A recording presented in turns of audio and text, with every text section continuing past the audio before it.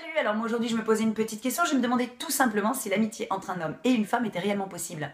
Oui, enfin je crois, du moins je l'espère. Mais il y a quand même des conditions à remplir pour une bonne amitié homme-femme. Tu peux pas décemment étiqueter un mec que tu auras rencontré 2 jours avant de meilleur ami. À moins qu'il soit gay. Oui, s'il est gay ça marche. Il y a encore quelques décennies, l'amitié entre un homme et une femme était totalement improbable. Oui, parce qu'on nous parquait, chacun de notre côté. La mixité, ça n'existait pas. Je sais pas de quoi ils avaient peur, hein, que si on se rencontre comme ça on soit ingérable et qu'on copule comme des lapins. Mais fort heureusement, les mœurs ont changé. Et aujourd'hui, on côtoie le sexe opposé dans notre vie quotidienne. Alors oui, heureusement que l'on peut lier d'autres liens que ceux du lapin avec un homme ou une femme. Sur le sujet, Nietzsche disait que, oui, c'est la minute philo, que les femmes peuvent lier un lien d'amitié avec un homme, mais que pour le maintenir, il faut peut-être le concours d'une petite antipathie physique. Ce qui tenterait à dire en fait qu'il est plus difficile de désexualiser Brad Pitt ou les One Direction. Enfin ça dépend de ton âge. Généralement, on retrouve 2 cas de figure dans l'amitié homme-femme. Le premier étant le temps. Bah oui, si tu es ami avec une personne depuis 10 ans, s'il avait dû se passer autre chose que de l'amitié, bah ça se serait passé. Donc les bases de ta relation, les fondations, résident sur le pourquoi. Il ne s'est jamais rien passé. On va pas se mentir, au début, il y a toujours un petit quelque chose, parce que dans toutes les relations humaines, on a un besoin de séduire, on veut toujours plaire à la personne qui est en face de nous, à moindre échelle évidemment. Mais une fois que tu laisses passer un petit peu trop de temps, bah c'est comme quand tu as faim.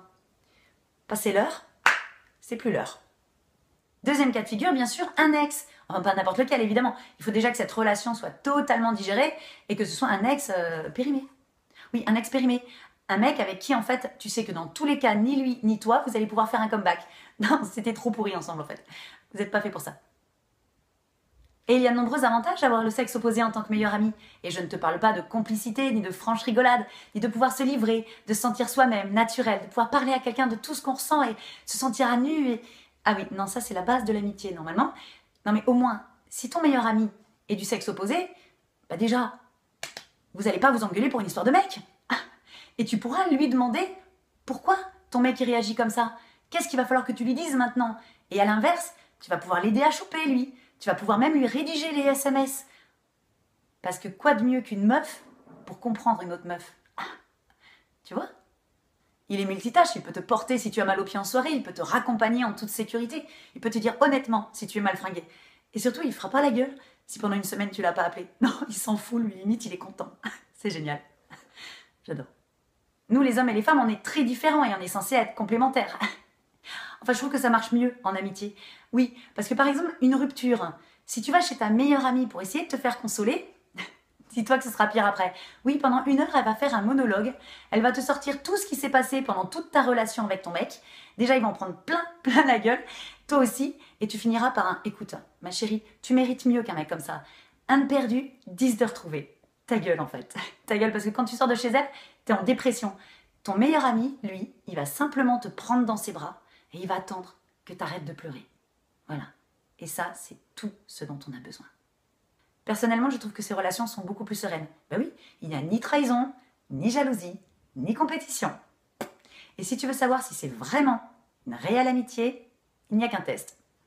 Le lit. Si tu arrives à dormir avec ton ou ta meilleure amie sans qu'il ne se passe rien, bravo, c'est tout bénef.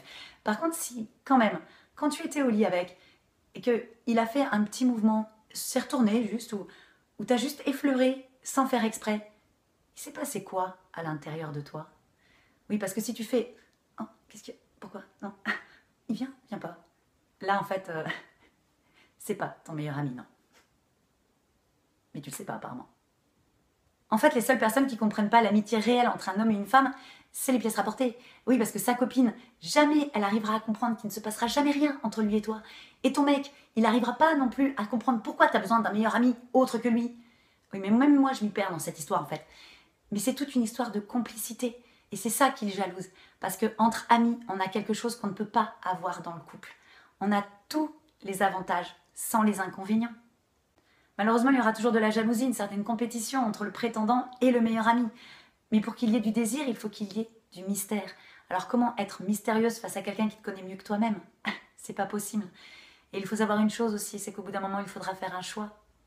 Mais que, heureusement, l'amitié pardonne, là où l'amour ne tolère rien.